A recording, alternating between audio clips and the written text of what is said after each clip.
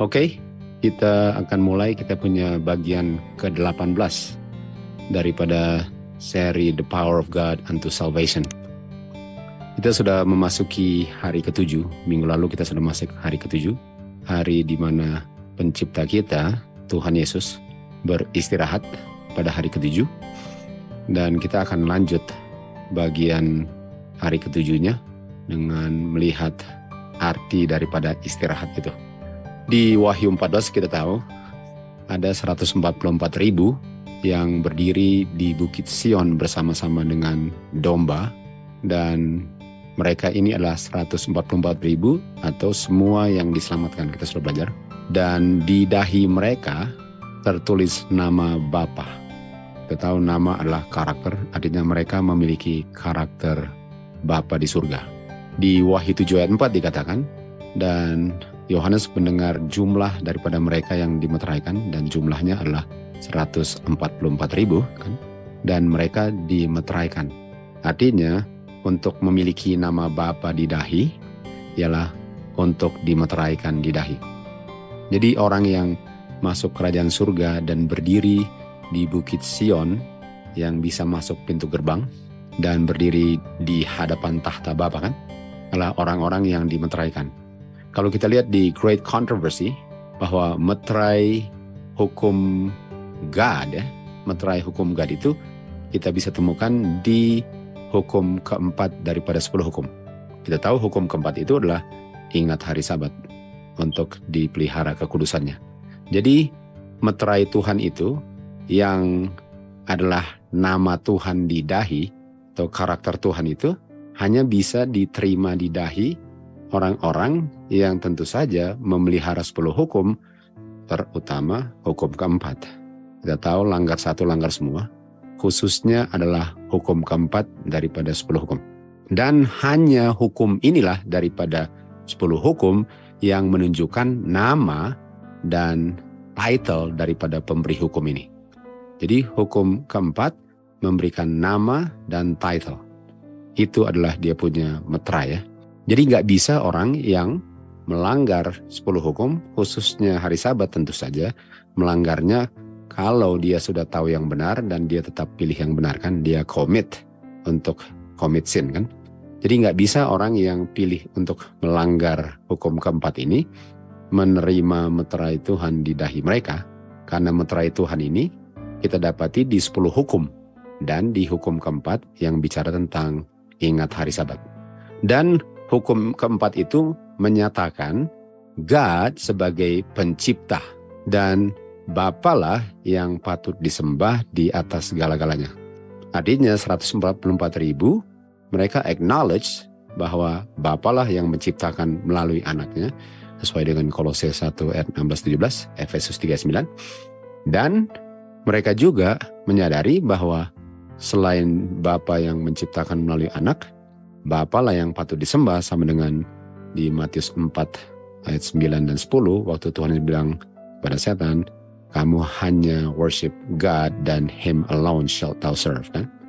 Jadi penting sekali untuk memelihara hukum keempat daripada 10 hukum, penting sekali untuk memelihara hari Sabat untuk dimeteraikan atau untuk memiliki karakter Bapa di dahi kita. Itu yang sangat penting. Oleh sebab itu mari kita lihat tentang hari Sabat di hukum keempat daripada 10 hukum.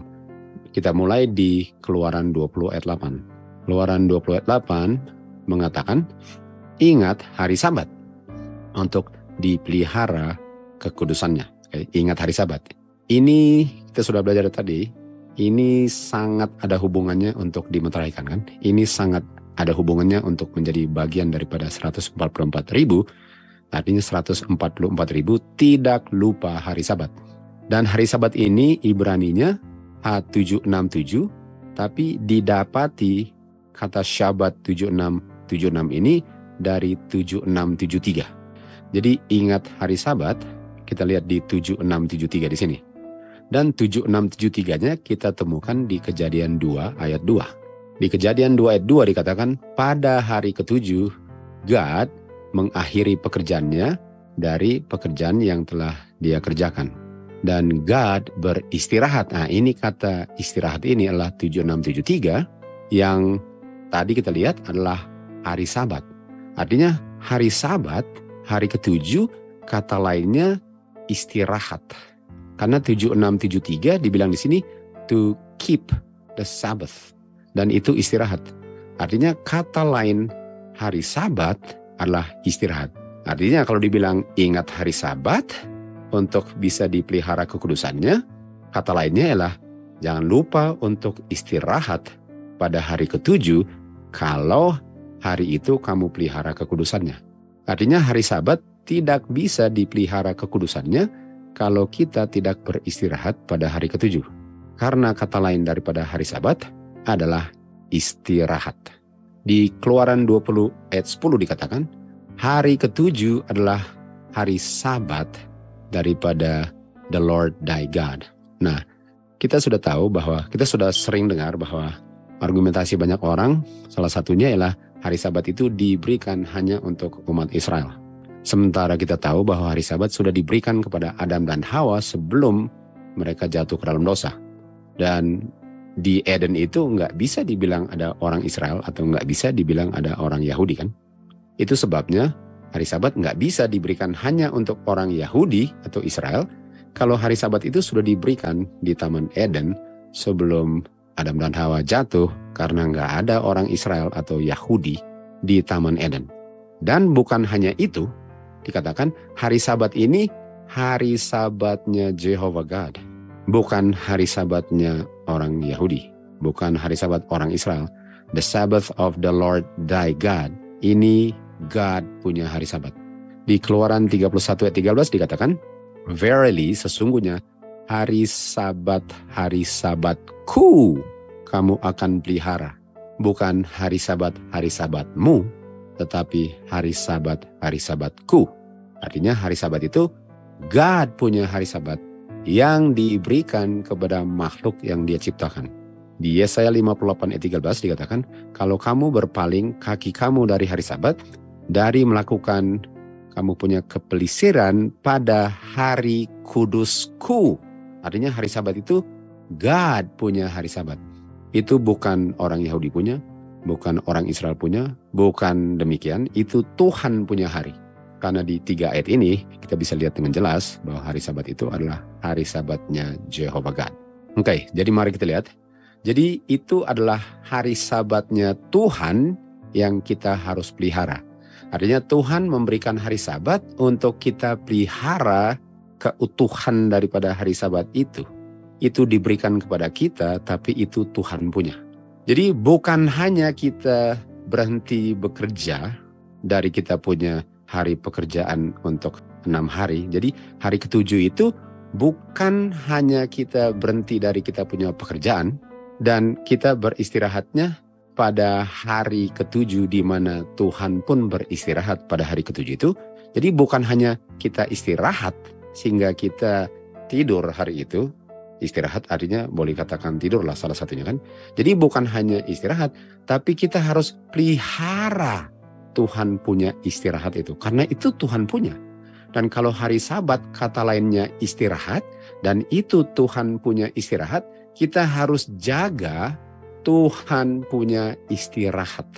Jadi dengan saya beristirahat, walaupun saya akan jelaskan nanti apa artinya saya istirahatnya. Dengan saya beristirahat pada hari yang Tuhan sudah tetapkan, saya menjaga atau memelihara Tuhan punya istirahat. Karena hari Sabat kata lainnya apa? Istirahat. Jadi bagaimana caranya untuk memelihara Tuhan punya istirahat? Karena Tuhan yang istirahat di situ, bukan saya. Ini Tuhan punya istirahat. Bagaimana caranya? Karena penting sekali untuk menjaga sesuatu yang hasil Tuhan punya istirahat. Jangan kita kasih rusak istirahatnya Tuhan. Tentu saja dengan kita beristirahat. Tapi lebih dalam daripada itu, istirahat kita. Itulah yang kita akan pelajari pada hari istirahat ini. Oke, di Efesus 3 ayat 9 dikatakan, God menciptakan segala hal melalui Tuhan Yesus. Tadi kita lihat di hukum keempat daripada 10 hukum, kita worship God karena Dia yang menciptakan. Dan kita tahu sekarang, God yang menciptakan yang perlu disembah, yang hukum keempat itu adalah tanda daripada kita punya karakter atau nama di dahi itu. Orang yang dimeteraikan itu karena memelihara hari Sabat, hari ke-7 yang adalah meterai Tuhan. Karena Tuhan penciptanya, lalu sekarang ditambah God menciptakan melalui anaknya. Jadi hari Sabat yang minggu lalu kita belajar sangat connect dengan Kristus, karena Kristuslah yang menjalankan pekerjaan penciptanya. Kristuslah yang berfirman. Kristuslah yang bilang let there be light. Jadi hari Sabat atau istirahat sangat connect dengan Tuhan Yesus. Artinya orang-orang yang dimeteraikan, mereka dimeteraikan karena koneksi mereka yang benar dengan anaknya Bapa. Itu sebabnya mereka dimeteraikan. Okay? Di Kolose 1 ayat 16, karena melalui Kristuslah semuanya diciptakan, dan semua diciptakan melalui Kristus, dan Kristus sebelum, artinya Kristus sudah ada sebelum semuanya diciptakan, dan melalui Kristuslah semuanya menjadi ada. Jadi Kristuslah penciptanya. Dan karena Kristus penciptanya, dan hari Sabat di mana Kristus istirahat, karena dialah yang bekerja, dia istirahat pada hari ke-7, artinya hari Sabat, hari istirahat itu adalah Kristus punya istirahat, dan kata istirahat adalah hari Sabat. Hari Sabat itu artinya istirahat, artinya orang yang memelihara hari Sabat itu memelihara Kristus punya istirahat. Untuk menjaga Kristus punya istirahat. Di Markus 2 ayat 27, yang minggu lalu kita sudah belajar juga, dia bilang kepada mereka, hari Sabat atau istirahat dibuat untuk manusia. Jadi hari Sabat itu dibuat menjadi ada untuk manusia. Artinya sudah harus ada manusia dulu, baru ada hari Sabat, karena hari Sabat dibuat dan diberikan kepada manusia. Bukan hanya orang Israel, kita akan lihat, karena di sini manusia adalah Grikanya 444. Dan 444 manusia adalah makhluk manusia, human being. Artinya hari Sabat istirahatnya Kristus itu diberikan untuk human being. Kita tahu semua yang lahir di dunia ini human being, bukan cuma orang-orang Yahudi, orang Israel. Jadi istirahatnya Kristus diberikan bagi Adam dan Hawa dan seluruh keturunannya. Di Matius 4 ayat 4 dikatakan, manusia, ini manusia apa? G444, artinya human being, enggak hanya hidup dari roti jasmani saja, tetapi dari setiap firman yang keluar dari mulut God. Dan ini berlaku untuk semua orang.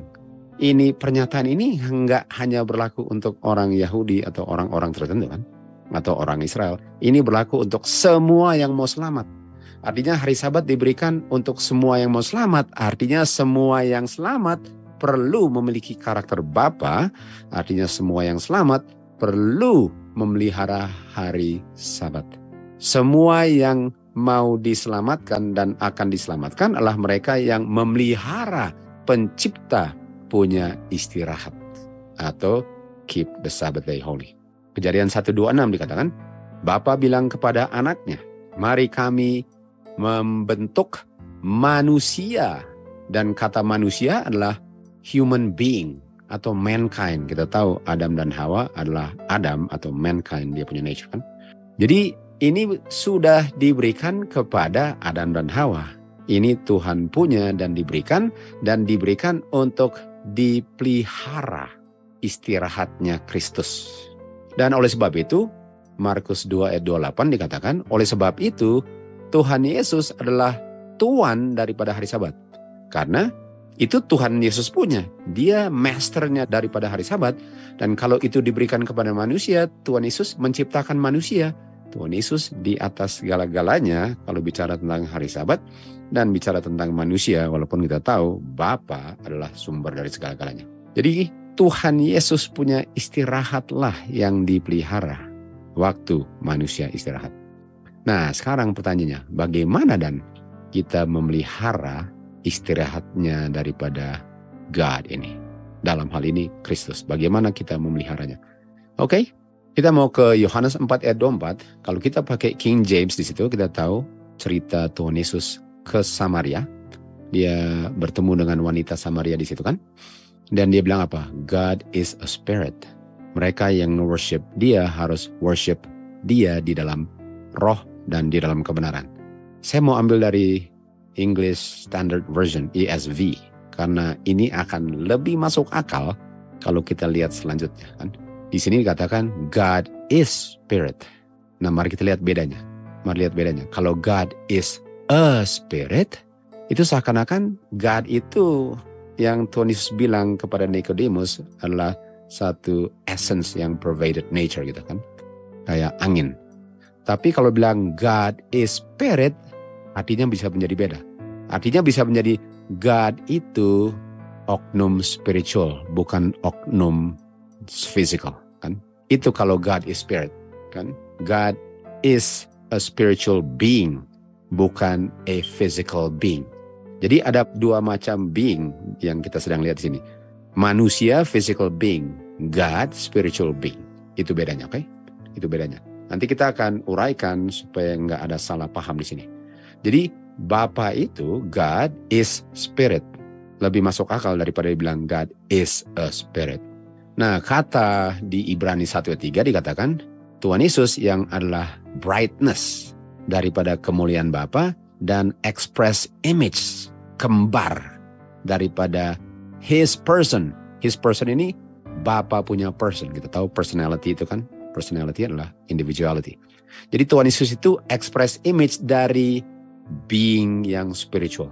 Jadi Tuhan Yesus itu bukan image daripada angin yang nggak kelihatan. Yang kita belajar di 19 MR 250. Kita baca di sini. The Lord Jesus datang ke dunia ini untuk mewakili Bapanya. Dia mewakili Bapanya bukan sebagai essence atau seperti angin yang mengisi alam. Bukan. Dan artinya God bukan kayak spirit seperti nafas yang nggak kelihatan. Seperti angin yang meniup yang Tuhan Yesus jelaskan kepada Nicodemus. Tetapi God ada personality.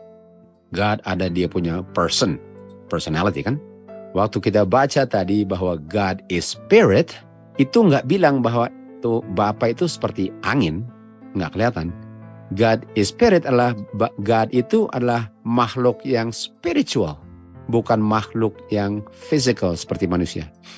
Tapi bukan berarti bahwa dia makhluk yang spiritual lalu dia nggak ada individuality personality-nya. Dan ini dia. Jadi God is spiritual being dan dia ada personality-nya bukan seperti angin yang meniup. Dan Kristus adalah express image dari Bapa punya personality. Jadi spiritual being dengan physical being itu dua hal yang berbeda, tapi hanya karena ada kata spiritnya bukan berarti ini kayak angin. Karena ini bicara God is spirit, spiritual being. Okay? Kita lihat di kutipan berikut, Miss White melihat ada tahta dan di tahta duduk Bapa dan Anak. Lalu Miss White melihat wajahnya Kristus dan admire, lovely personnya. Lalu Bapa punya person nggak bisa dilihat Miss White, nggak bisa lihat personnya. Karena Bapa punya person tertutup dengan terang yang mulia. Lalu Miss White tanya, apakah Bapa memiliki bentuk sama dengan Kristus? Artinya ada bentuknya. Ada bentuknya. Bisa nggak minta lihat angin? Tentu saja nggak bisa. Jadi waktu Miss White tanya, bisa nggak? Atau Bapa apakah sama dengan engkau, Kristus? Ada bentuknya bisa? Apakah demikian juga ada bentuknya? Lalu apa yang Tuhan Yesus jawab kepada dia? Iya, Bapa ada bentuk sama dengan saya. Tapi kamu nggak bisa melihatnya. Karena di saat kamu melihatnya, kamu akan tiba-tiba nggak menjadi ada lagi di semesta alam. Bukan berarti karena spiritual being nggak kelihatan, nggak ada tubuhnya. Nah di 1 Korintus 15 ayat 50 dikatakan, saudara-saudara, daging dan darah tidak bisa mewarisi kerajaan Bapa, dan corruption tidak bisa mewarisi incorruption. Artinya manusia ini yang sudah dicemari dengan dosa, yang terdiri dari daging dan darah, bisa masuk surga. Artinya tubuh ini nggak bisa masuk surga. Walaupun karakternya sudah dirubah, tubuhnya nggak bisa masuk surga. kita punya physical being nggak bisa masuk surga walaupun karakternya sudah dirubah. Ayat 51, saya akan tunjukkan satu misteri kepada kamu. Kita semua nggak akan tetap tidur atau nggak akan tetap tinggal di dalam kuburan, tapi kita semua akan dirubah. Pertanyaannya, apanya yang dirubah? Kita tahu bukan karakternya. Karakter sudah harus dirubah sebelum Tuhan Yesus muncul di awan-awan kan, sebelum Daniel 21. Ayat 52, dengan sekejap, dalam sekedip mata, pada trompet terakhir, trompet akan berbunyi, orang-orang yang mati akan dibangkitkan menjadi incorruptible. Incorruptible artinya dia sudah dirubah tubuhnya dari corruption ke incorruption. Kita akan dirubah dari tubuh yang fana menjadi tubuh yang tidak fana. Lalu dikatakan ayat 53, karena tubuh yang fana ini harus mengenakan tubuh yang tidak fana. Dan tubuh yang bisa mati dan menjadi busuk ini harus mengenakan tubuh yang gak pernah bisa busuk. Jadi kita bisa lihat bahwa physical being ini, tubuh manusia ini dalam kondisi kita adalah yang corrupt, yang mortal, dan bisa fana, dan bisa jadi debu. Dan itu gak bisa lewat kawan-awan lalu masuk kerajaan surga. Itulah yang akan dirubah, tapi bukan karakternya dirubah di awan-awan. Nah, Bapa yang tadi dibilang kita baca tadi, dia punya tubuh bukan seperti manusia itu. Dia spiritual being, sementara ini physical being. Jadi waktu dibilang God is spirit, ini bicara tentang God yang spiritual being. Sementara manusia itu physical being ditambah lagi dengan dosa. Jadi Bapa, God is spirit. Nah, kita mau belajar tentang apa artinya untuk istirahat kan? Apa artinya untuk bersabat, untuk beristirahat? Apa artinya, bagaimana caranya untuk beristirahat, untuk memelihara istirahatnya pencipta? Itu yang kita mau belajar kan? Bagaimana kita memelihara istirahatnya pencipta? Tapi kita harus tahu dulu tentang pencipta, bahwa pencipta ini spirit atau spiritual being, oknum spiritual. Sementara manusia lah oknum physical. Makanya waktu kita naik ke surga, kita punya tubuh yang corrupt ini harus dirubahkan kalau mau ketemu dengan Bapa yang spiritual being. Betul? Nggak bisa ketemu dengan Bapa yang spiritual being dalam kondisi tubuh seperti ini, langsung lenyap. Makanya Nyonya White nggak bisa lihat Bapa karena nanti langsung lenyap dia.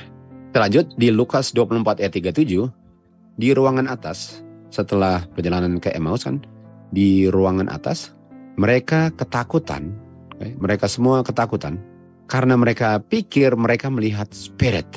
Lalu Tuhan Yesus bilang ayat 39, lihat saya punya tangan dan lihat saya punya kaki.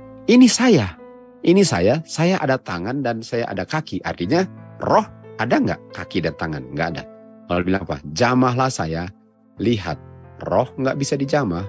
Lalu dikatakan karena roh tidak ada daging dan tulang, tetapi saya ada daging dan tulang, dan kamu bisa lihat dan kamu bisa jamah saya. Lalu dia kasih tunjuk dia punya tangan dan dia punya kaki. Apa artinya itu? Artinya Tuhan Yesus itu adalah contoh daripada tubuh manusia yang kita lihat di ayat John 7:39, yang waktu dia dibangkitkan, dia punya tubuh kemanusiaannya akan kita miliki juga waktu Tuhan Yesus datang dan dirubahkan. Jadi sebagaimana Tuhan Yesus telah bangkit, dia punya tangan masih ada, kaki ada, bisa dipegang, flesh dengan bones masih ada, tapi sudah enggak ada unsur kemanusiaan yang dia miliki sebelum dia mati di kayu salib. Jadi Tuhan Yesus punya tubuh itu adalah tubuh manusia, tapi sudah dirubahkan. Karena di 7:39 Yohanes, waktu Tuhan Yesus bicara ini, dia belum di-glorified. Dia belum di-glorified, dia belum dimuliakan. Nah, apa hubungannya dengan belum dimuliakan ya? Filipi 2 ayat 6, kita lihat, Tuhan Yesus in the form of God. Ini sebelum datang ke dunia ini. Ingat tadi, Miss White tanya, apakah Bapa memiliki form yang sama dengan engkau? Apakah Bapa memiliki form yang sama? Tentu saja. Nyonya White waktu lihatnya setelah kayu salib kan. Tapi ini sebelum kayu salib. Sebelum Tuhan Yesus datang ke bumi, dia punya form Allah God. Dia equal dengan God, formnya God. Artinya Tuhan Yesus itu spiritual being sama dengan God. Makanya Tuhan Yesus harus jadi manusia. Kalau enggak datang dalam form of God itu sama dengan God turun ke dunia kan. Binasa manusia. Jadi dia punya tubuh spiritual being God. Dan ayat 7, waktu datang ke dunia, dia mengambil form daripada manusia dan bukan cuma manusia Adam dan Hawa. Manusia yang sudah hancur 4.000 tahun. Corruption dan mortal. Itu Tuhan Yesus. Itu yang Tuhan Yesus ambil. Dan Tuhan Yesus itu waktu di-glorified, waktu Tuhan Yesus dimuliakan, Tuhan Yesus dirubahkan, sebagaimana manusia akan dirubahkan waktu naik ke awan. Tapi tangannya, kakinya, flesh dengan bones ada. Tapi ini tubuh manusia yang sudah di-glorified. Tubuh manusia yang sudah di-glorified. Sementara sebelum datang ke dunia, dia punya spiritual being ini ditinggalkan. Dan sekarang dia mengenakan tubuh manusia, lalu dirubahkan setelah kebangkitannya untuk memiliki manusia yang glorified selama-lamanya. Bayangkan. Di Kejadian 1:26 dikatakan, Bapa bilang kepada anak, mari kita membentuk manusia sesuai dengan kami punya image, sesuai dengan kami punya likeness. Ini kata likeness ini. Tapi ini likeness Adam dan Hawa, ini likeness belum ada corruption.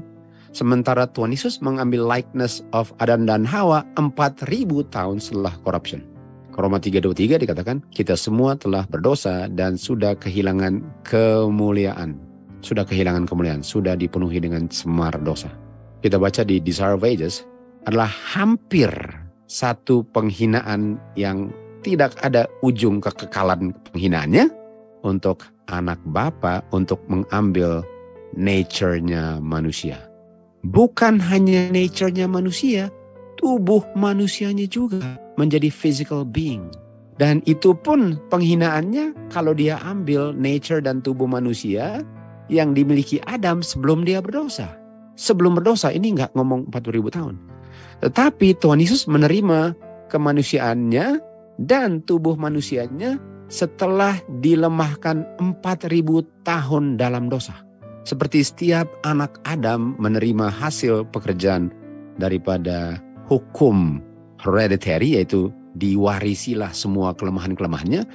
4.000 tahun punya hasil kelemahan yang diturunkan Tuhan Yesus terima di dalam tubuh physical being manusianya dan di dalam tubuh manusia yang sudah dipenuhi dengan kelemahan yang diwarisi pada 4.000 tahun. Dia datang sama-sama menderita penderitaan dan digoda dalam kondisi tubuh itu. Dan untuk memberikan contoh bahwa di dalam kemanusiaan dan tubuh kemanusiaan 4.000 tahun kemudian, dia hidup tanpa dosa. Jadi yang saya mau tekankan ialah Tuhan Yesus mengambil form of a servant, sementara dia sebelum ke bumi ini form of God. Makanya Miss White paling kurang bisa lihat dia, tapi nggak bisa lihat God.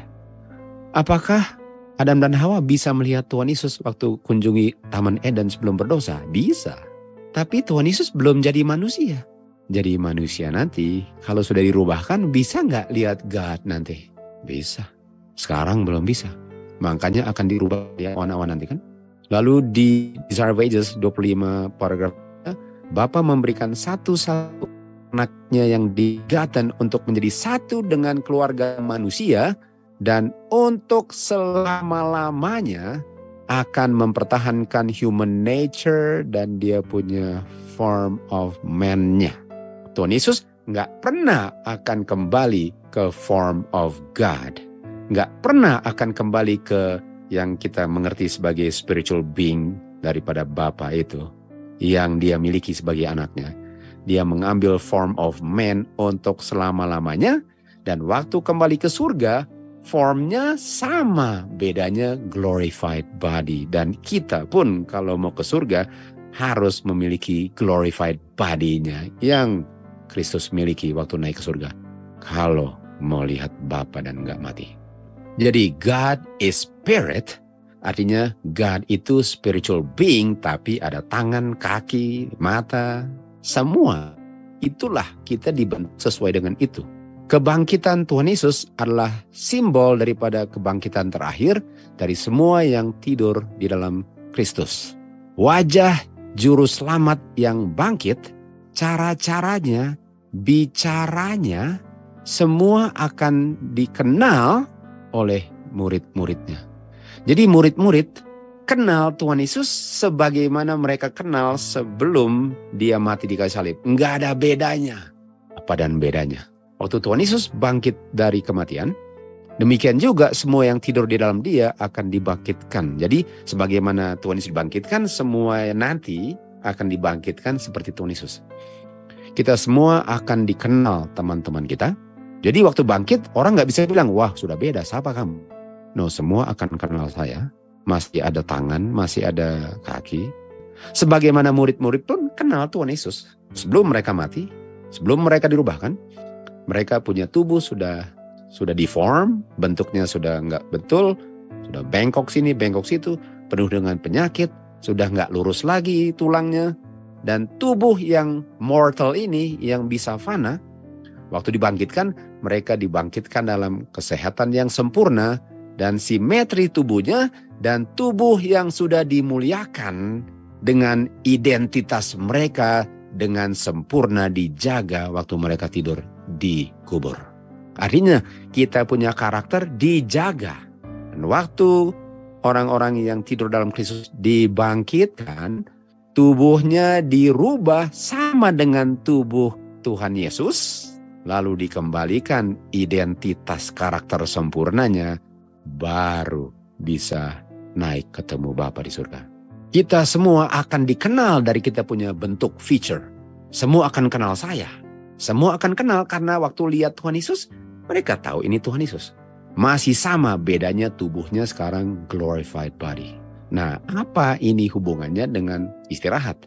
Hanya mau jelaskan bahwa ini bukan roh yang melayang-melayang. Dan kalau mau ketemu dan lihat Bapa, kita harus menjadi glorified body. Dan karakternya harus memantulkan karakternya dengan catatan karakternya tercatat di dahi karena kita memelihara the rest daripada pencipta kita setiap hari ke-7. Kita lanjut lagi. Di Desire of Ages 829, setelah kebangkitannya, dia tinggal di bumi ini untuk kita tahu 40 hari. Agar murid-muridnya bisa mengenal dia dalam tubuh glorified-nya. Jadi Tuhan Yesus tinggal 40 hari di bumi sebelum naik ke surga, agar mereka bisa kenal Tuhan Yesus dalam tubuh yang sudah naik ke surganya. Dia sudah ketemu dengan Bapanya di surga kan? Karena dia siap untuk tinggalkan mereka. Sudah authenticated bahwa dialah juru selamat yang hidup. Dia nggak mau murid-muridnya masih connect dia dengan juru selamat atau guru yang sudah mati. Dia mau murid-muridnya punya last mention memory tentang dia adalah juru selamat yang hidup. Dan dia mau mereka mengenal dia sebagai as glorified di hadapan semesta alam. Jadi untuk mereka ingat Tuhan Yesus punya last mention ialah dia dalam bentuk glorified-nya. Dan kita hidup atau mati waktu Tuhan datang akan dirubahkan menjadi seperti tubuhnya Kristus. Nah, Bapa itu spirit. Apa hubungannya dengan kita memelihara kekudusan daripada hari Sabat, yang mana Kristuslah yang beristirahat pada hari Sabat itu. Bagaimana caranya? Nah, katakan waktu tubuh yang corruptible atau natural ini mengenakan yang incorruption atau spiritual body, spiritual glorified body kan, glorified, dan ini spiritual body. Yang glorified ini spiritual body kan, spiritual body. Walaupun ini manusia dalam bentuk manusia, tapi harus spiritual. Ini natural body akan mengenakan spiritual body. Baru kematian dinyatakan sudah ditelan bulat-bulat. Kenapa? Karena namanya kita masih mortal, itu masih ada unsur kematiannya. Dan di saat tubuh kita dirubahkan menjadi immortal, baru kematian ditelan bulat-bulat. 1 Timotius 6 ayat 15 dikatakan, Bapa, ayat 15, Bapa, Raja segala raja, Lord of Lords, Bapa, yang satu-satunya immortality. God is a spiritual being. Dan kita akan kenakan apa? Immortality artinya kita menjadi spiritual being dalam tubuh manusia ini. Dalam tubuh manusia. Tentu saja Bapa enggak ada tubuh manusia. Tuhan Yesus yang menjadi tubuh manusia. Tetapi tubuh manusia yang menjadi spiritual being, itu namanya the glorified body. Baru kita bisa masuk ke kerajaan surga. Nah, apa hubungannya dengan hari Sabat? Kita sudah tahu God is spirit. Oleh sebab itu, waktu pencipta beristirahat, penciptaannya harus spiritual rest. Bukan physical rest, betul? Artinya istirahat pencipta karena dia adalah spirit, is a spirit. God is spirit karena dia spiritual being. Dia punya istirahat pun harus spiritual.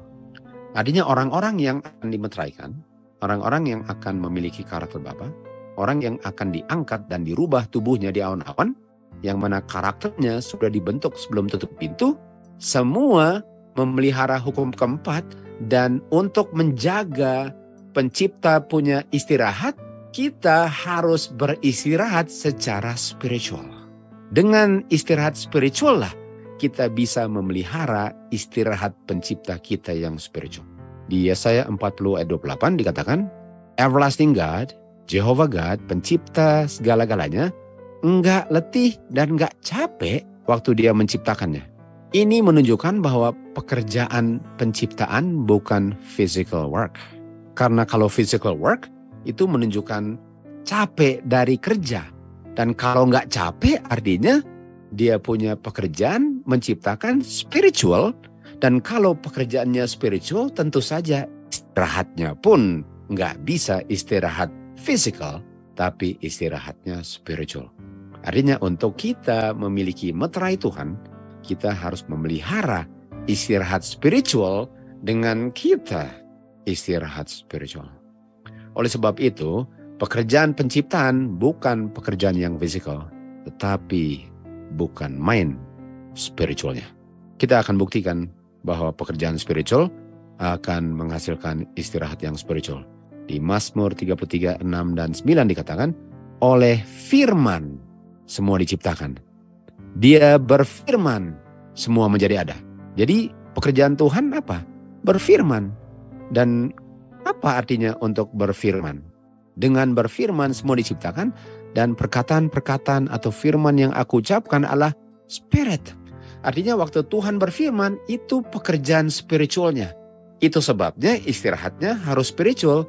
Dan oleh sebab itu, waktu Tuhan Yesus memberikan dia punya hari Sabat, dia punya rest, dia memberikan rest yang spiritual, dan dia bilang, peliharalah spiritual rest saya, dan hanya saya bisa pelihara kalau saya punya rest spiritual.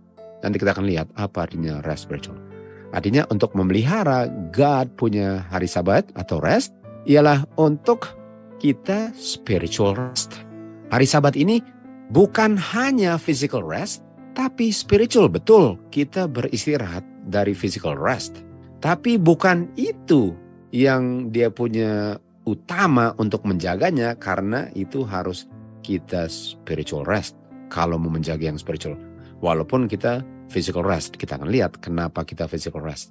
Kita punya henti dari pekerjaan physical ini pada hari, itu adalah simbol daripada spiritual rest yang Tuhan berikan kepada mereka yang menerima dia sebagai pencipta segala-galanya. Artinya waktu saya berhenti dari bekerja 6 hari pada hari ke-7, itu adalah lambang daripada saya, Tuhan punya spiritual rest yang diberikan kepada saya.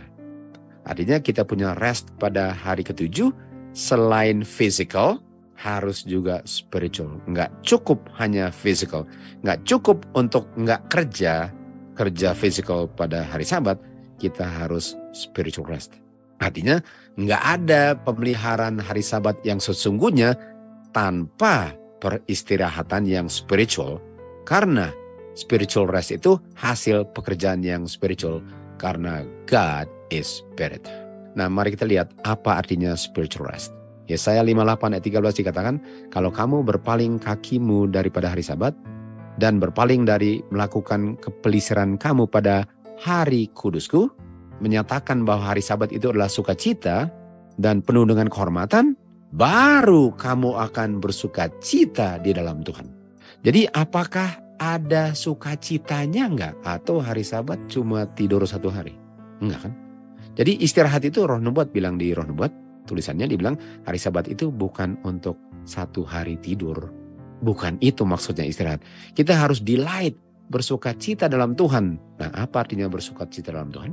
Artinya istirahat hari Sabat atau rest hanya benar-benar kalau kita istirahat di dalam Kristus. Kan dia bilang in the Lord. Tapi yang ciptakan siapa? Kristus. In the Lord, John 15:7 adalah apa in the Lord? If you abide in me, my words abide in you. Artinya untuk istirahat spiritual pada hari Sabat ialah untuk firman rohnya berdiam dalam saya.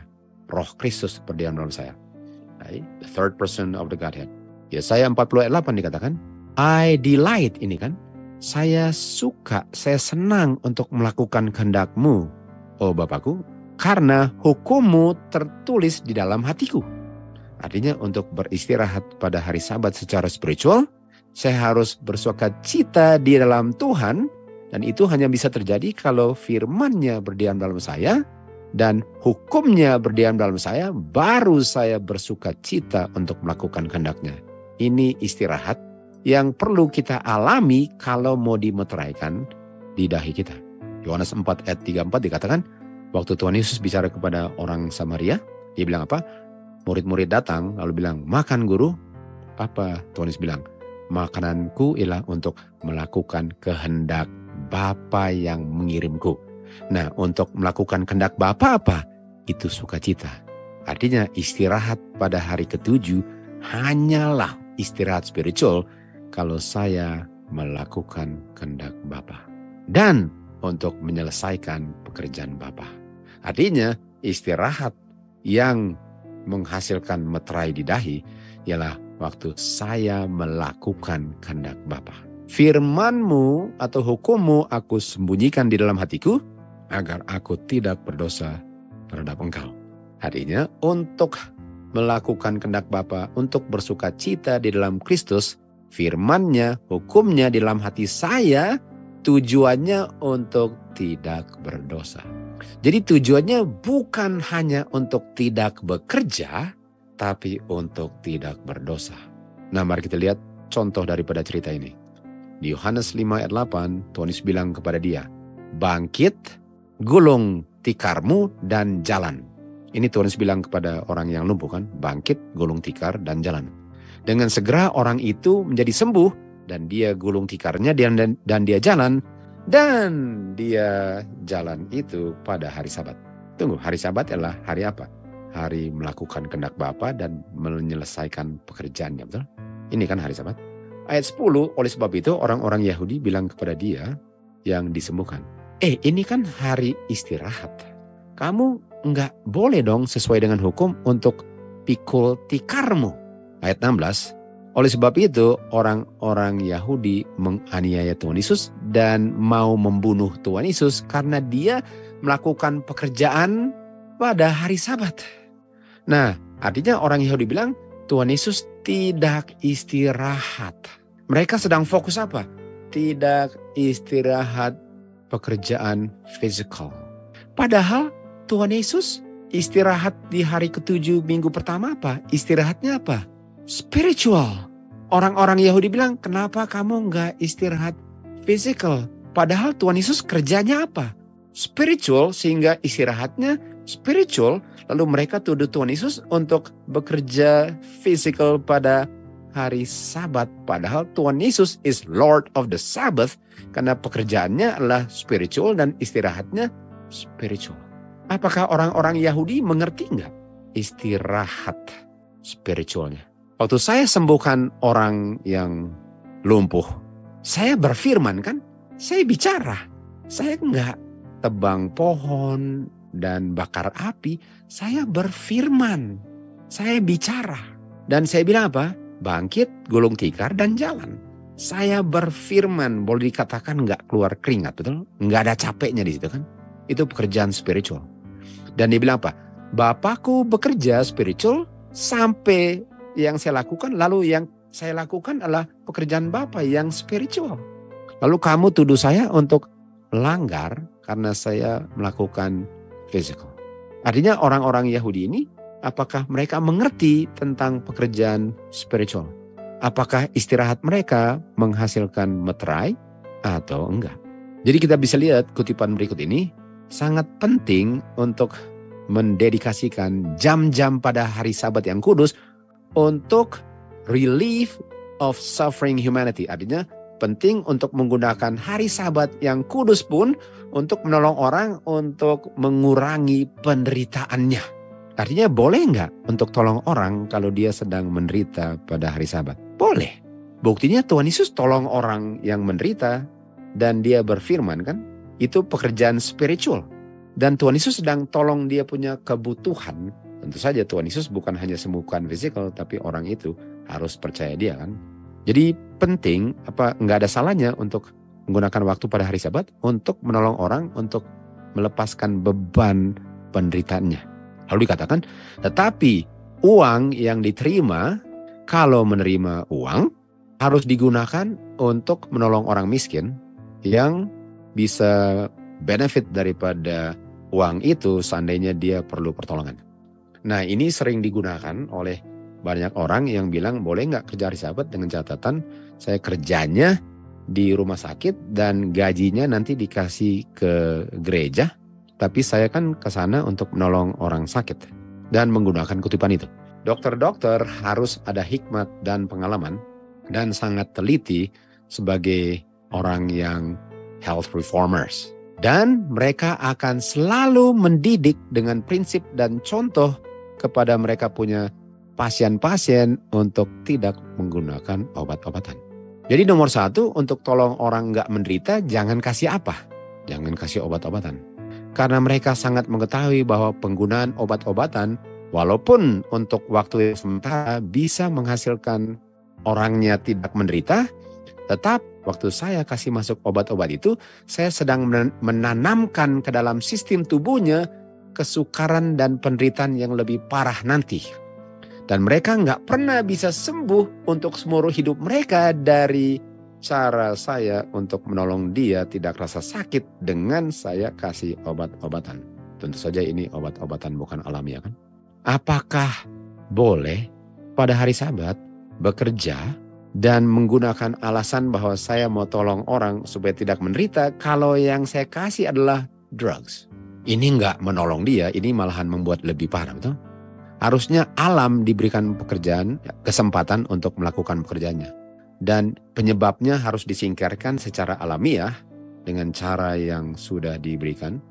Dan kesempatan untuk dia punya tubuh menggunakan semua tenaga yang diterima daripada cara yang natural ini untuk menyembuhkan dirinya. Dan tentu saja kalau yang menyebabkan disingkirkan, dia ada kesempatan untuk sembuh. Jadi nggak bisa saya bilang bahwa kalau pekerja-pekerja di rumah sakit boleh dong kerja hari Sabat, lalu gajinya dikasih kepada gereja katanya. Tapi apakah dengan kasih obat-obatan itu saya sedang mengikuti pola yang kita baca tadi? Enggak, karena nggak boleh. Dengan cara itu Tuhan Yesus nggak pernah menyembuhkan orang dengan apa? Dengan obat-obatan, nggak pernah. Dan Tuhan Yesus bekerja hari Sabat bukan dengan cara bagaimana manusia menggunakan alasan untuk bisa bekerja hari Sabat. Dengan menggunakan sistem dunia untuk kesembuhannya.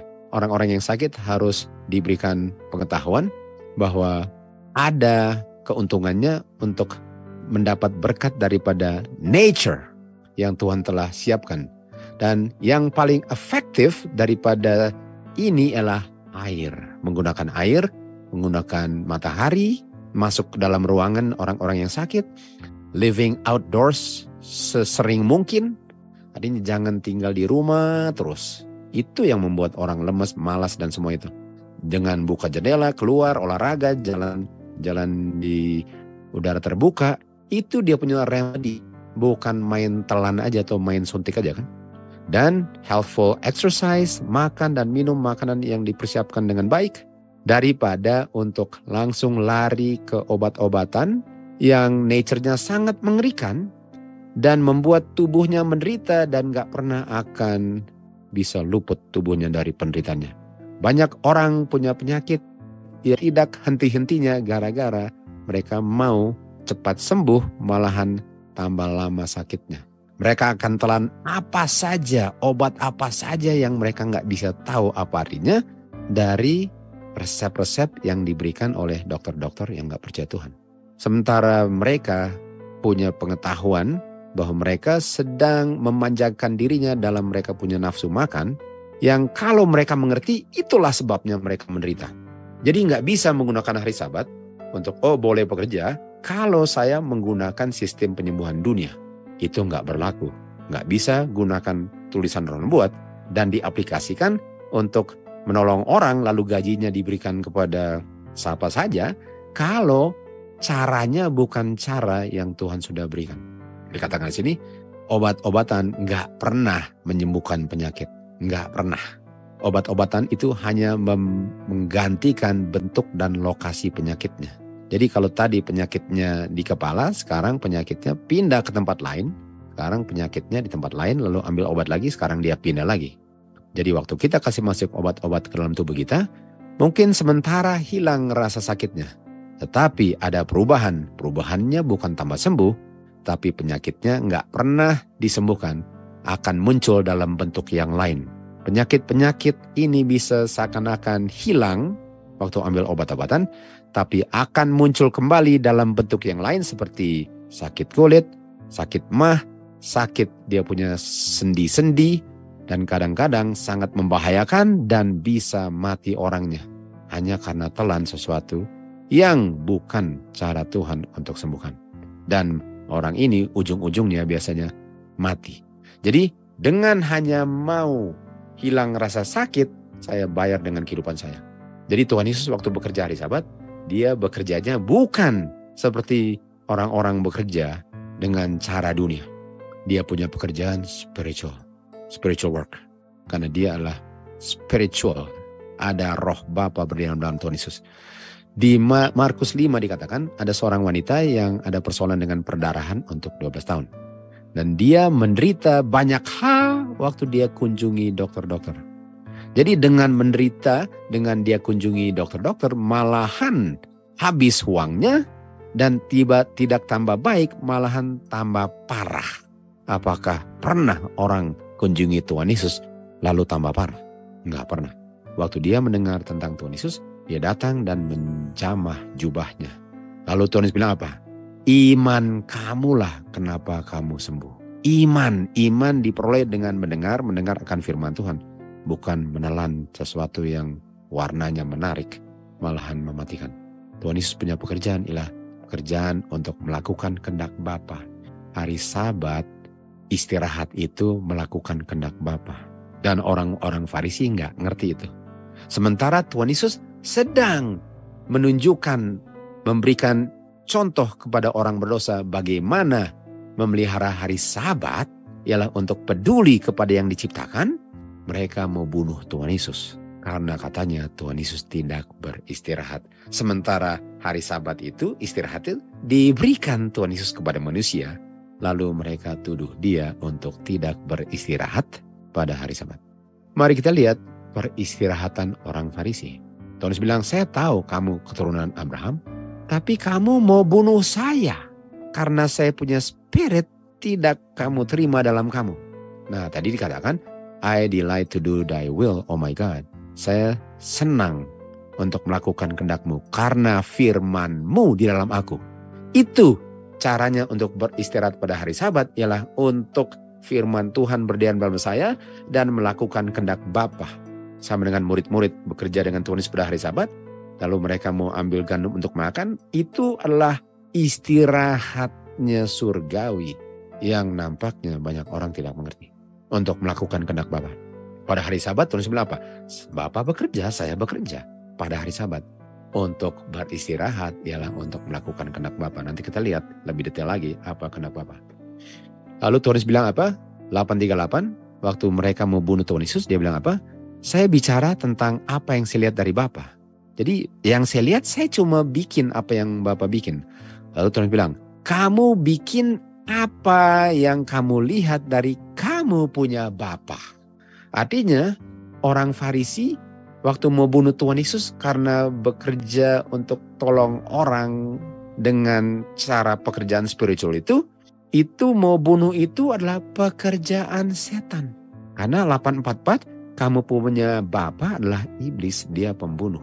Jadi bahaya sekali kalau saya nggak ngerti apa artinya untuk beristirahat dan untuk memelihara hari Sabat. Karena untuk memelihara hari Sabat ialah untuk melakukan kehendak Bapa. Betul, saya istirahat dari pekerjaan gaji saya ya, pekerjaan di mana saya terima gaji untuk menghidupkan kehidupan saya. Oke, saya ngerti itu istirahat. Tapi bukan itu yang spiritual, itu istirahat apa? Istirahat physical. Sementara istirahatnya Tuhan itu istirahat spiritual. Dan untuk jaga Tuhan Yesus dan Bapa punya istirahat spiritual, saya harus istirahat spiritual dengan melakukan kehendak Bapa, melakukan pekerjaan spiritual.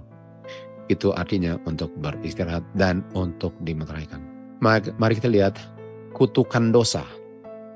Kita tahu bahwa waktu Adam dan Hawa berdosa, mereka diusir dari Eden, lalu dikutuklah tanah di mana mereka harus bekerja untuk kebaikan mereka. Artinya dikutuknya untuk kebaikan mereka. Artinya kutukan ini adalah berkat. Berkat dalam kutukan. Okay? Jadi mereka sekarang menderita. Nah pertanyaannya, pekerjaan itu bukan yang dikutukan, tapi capek dari kerja itu hasil kutuknya. Tahu kenapa? Karena waktu Bapak melalui anak kerja, ada capek nggak? Nggak ada capeknya kan, kita udah baca tadi.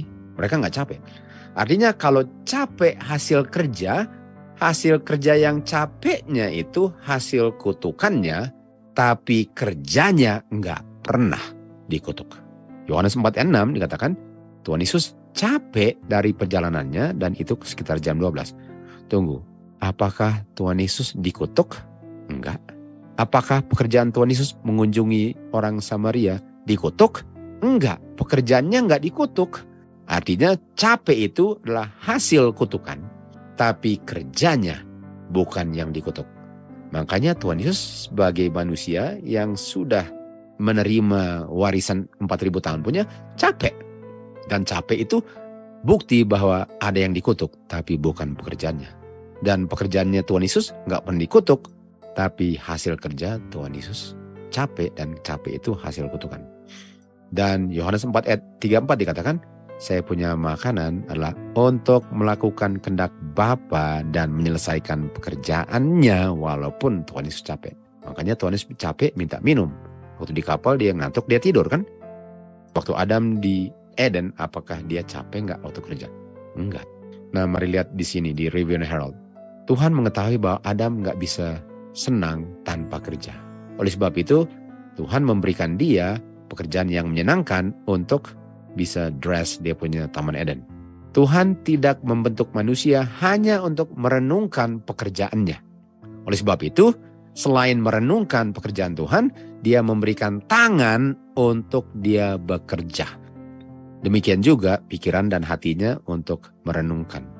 Jikalau sukacita terdiri dari enggak bikin apa-apa, jadi kalau sukacita itu datangnya dengan enggak bikin apa-apa, pencipta enggak akan menetapkan pekerjaan untuk Adam lakukan. Artinya pekerjaan itu adalah sukacita. Dan dalam pekerjaan, manusia menemukan sukacita dan juga renungkan akan pekerjaan Tuhan. Artinya apakah pekerjaan dikutuk? Enggak. Karena pekerjaan itu adalah satu kebaikan. Bedanya setelah mereka keluar dari Eden, pekerjaan itu walaupun enggak dikutuk, tapi hasil kerjanya karena tangannya sekarang sudah menjadi keras sehingga mereka capek sekarang. Jadi capek adalah ciri khas daripada orang-orang di luar Eden, tapi bukan berarti bahwa capek, bahwa kita enggak bekerja. Jadi Tuhan Yesus bekerja karena itu enggak dikutuk. Namanya lakukan pekerjaan Bapa, setiap hari bisa untuk melakukan pekerjaan Bapa walaupun ujung-ujungnya capek dan harus tidur kan. Oke, kita lihat sini. Jikalau Adam tetap setia kepada Tuhan, bumi ini akan menghasilkan buah yang limpah, yang semuanya baik, dan pekerjaannya selalu penuh dengan sukacita tanpa rasa capek, kalau nggak ada dosa. Namun hari Sabat tetap akan dipelihara, bukan untuk istirahat dari tubuh yang capek. Artinya kalau Adam dan Hawa di Eden, apakah mereka istirahat karena tubuhnya capek? Enggak. Kenapa? Karena di Eden mereka nggak pernah capek. Tetapi manusia setelah keluar Eden, kita harus istirahat dari pekerjaan fisikal juga pada hari ke-7. Karena sudah dikutuk dan hasilnya capek, tanahnya dikutuk. Jadi kita sekarang istirahat dari kerjanya karena hasil kutukannya. Tapi Adam dan Hawa sebelum dikutuk, mereka istirahatnya bukan karena capeknya, mereka punya istirahat benar-benar hanya spiritual. Sekarang kita punya istirahat physical dan spiritual. Tapi nampaknya banyak orang sudah lupa spiritualnya, hanya fokus dia punya physical sebagaimana orang-orang Farisi membunuh Tuhan Yesus. Karena Tuhan Yesus mereka nggak mengerti waktu dia sedang bekerja itu pekerjaan spiritual. Dan mereka lihat itu sebagai pekerjaan physical. Kalau hari Sabat hanya untuk memberikan istirahat physical, agar mereka bisa mulai lagi untuk bekerja, untuk cari harta benda di dunia ini, kasih aja kita punya negara yang membuat undang-undang. Bikin aja kalau memang physical itu penting banget ya, supaya ada tenaga untuk bisa kerja lagi, Tuhan nggak perlu bikin itu, bikin undang-undang negara aja. Tapi apakah pemerintah bisa membuat undang-undang spiritual rest? Karena hari Sabat itu adalah peristirahatan spiritual, mustahil untuk saya paksakan siapa saja untuk memelihara peristirahatan hari Sabat kalau itu spiritual rest. Kalau physical rest bikin undang-undang. Tapi kalau spiritual rest nggak bisa diundang-undangkan. Karena itu tergantung dari masing-masing menerima dan mengenal firman Tuhan dan mengenal kehendaknya. Baru dia bisa spiritual rest. Istirahat pada hari Sabat yang adalah spiritual adalah istirahat yang hanya Roh Tuhan bisa berikan. Dan Roh Tuhan ini, Roh Tuhan ini nggak bisa didikte oleh undang-undang negara dan ditentukan oleh Mahkamah Agung. Nggak bisa. Karena istirahat ini diberikan oleh Roh Tuhan, bukan diberikan oleh manusia. Kalau istirahat secara physical, itu bisa diundang-undangkan. Tapi kalau istirahatnya hasil Roh Tuhan, nggak bisa undang-undang negara mendikte itu. Hari Sabat diberikan untuk manusia. Dan inilah berkat yang paling besar yang telah diberikan kepada manusia. Ini menunjukkan kuasa yang sanggup menyelamatkan manusia. Istirahat ini buktinya pada hari Sabat Tuhan Yesus sembuhkan untuk menunjukkan kuasa yang menciptakan itu, menciptakan dan menyelamatkan orang-orang yang berdosa dan efek-efek dosa. Untuk memaksa orang untuk memelihara hari Sabat ialah untuk memaksa orang untuk diselamatkan. Karena hari Sabat mengingatkan akan kuasa menyelamatkan. Artinya istirahat itu saya gunakan juga untuk merenungkan kuasa yang bisa menyelamatkan. Artinya untuk paksa orang untuk pelihara hari Sabat ialah untuk paksa orang untuk harus selamat. Nggak pernah bisa, itu pribadi. Yohanes 12:32 dikatakan, saya akan menarik orang kepada saya. Dia nggak bilang, saya akan memaksakan orang untuk datang ke saya. No, saya akan membuat orang lihat itu semua dan mereka tertarik. Tuhan nggak pernah paksa. Tuhan nggak pernah memaksa orang untuk istirahat kalau dia nggak ngerti istirahat. Harus kita mengerti apa artinya istirahat. Untuk istirahat, kita istirahat nggak kerja itu karena hasil kutukan. Tapi bukan itu istirahatnya yang Tuhan inginkan. Yang Tuhan inginkan apakah saya beristirahat secara spiritual dan merenungkan hal-hal spiritual. Dan sayalah oknum yang spiritual berdasarkan Roh Tuhan berdiam dalam saya walaupun tubuh saya physical. Tuhan sebagai domba, Tuhan sebagai gembala domba yang setia, menuntun orang dengan suaranya. Dia nggak memaksa orang dengan paksaan. Nggak bisa diundang-undangkan.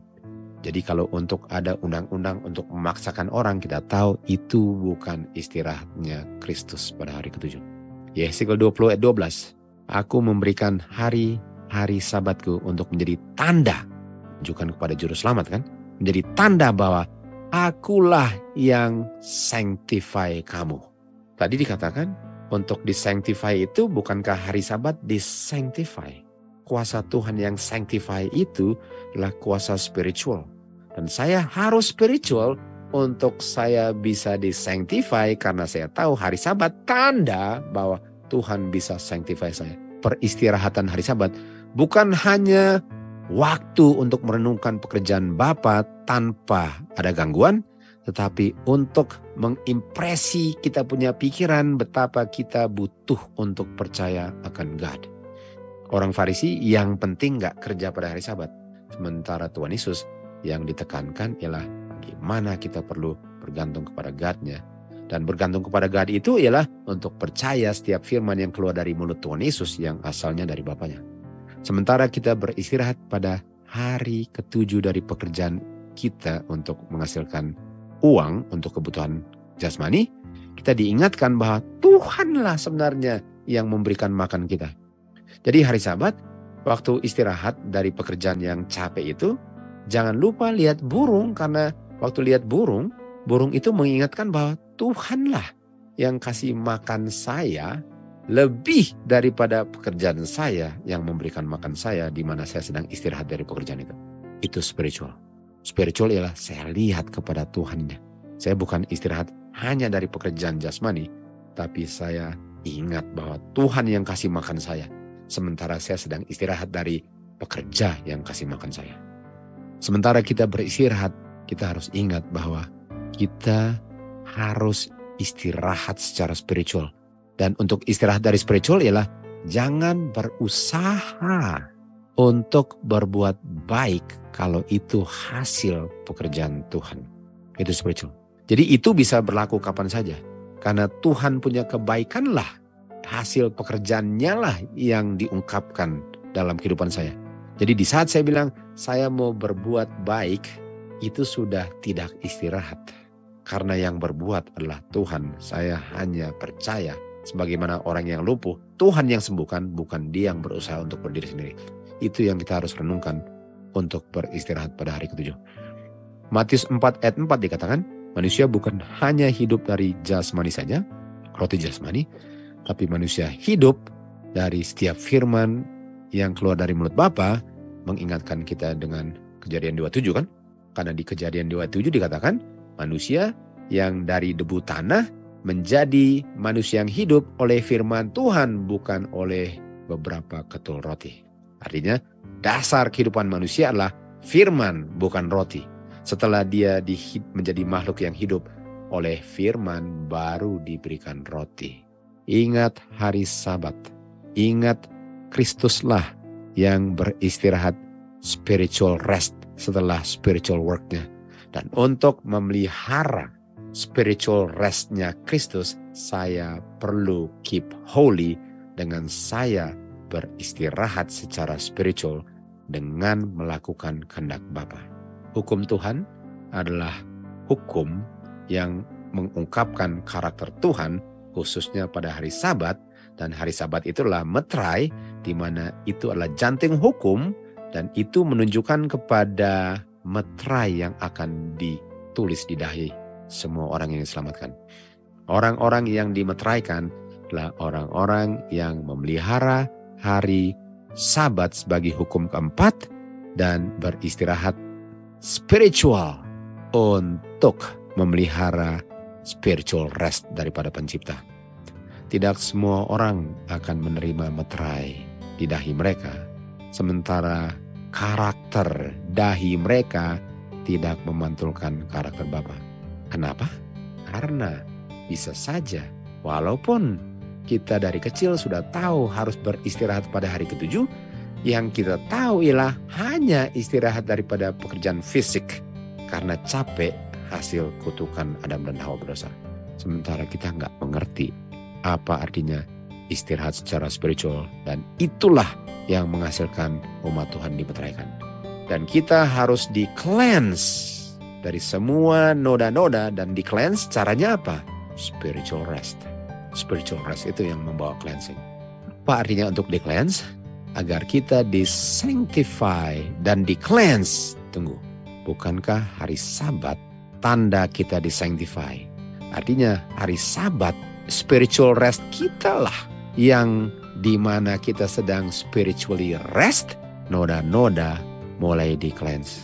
Bukan physical rest yang membersihkan kita punya noda. Spiritual rest yang memberikan pembersihan terhadap noda kita, karena hari Sabatlah tanda bahwa Tuhan yang cleanse saya jikalau saya memelihara spiritual rest pencipta dengan saya sendiri, rest spiritually pada hari itu. Kita di-cleanse oleh firman Tuhan yang berdiam dalam saya. Untuk saya menjadi gereja yang mulia, tidak bercacat noda, tidak berkusut, kudus. Hanya yang kudus bisa memelihara yang kudus tanpa cemar.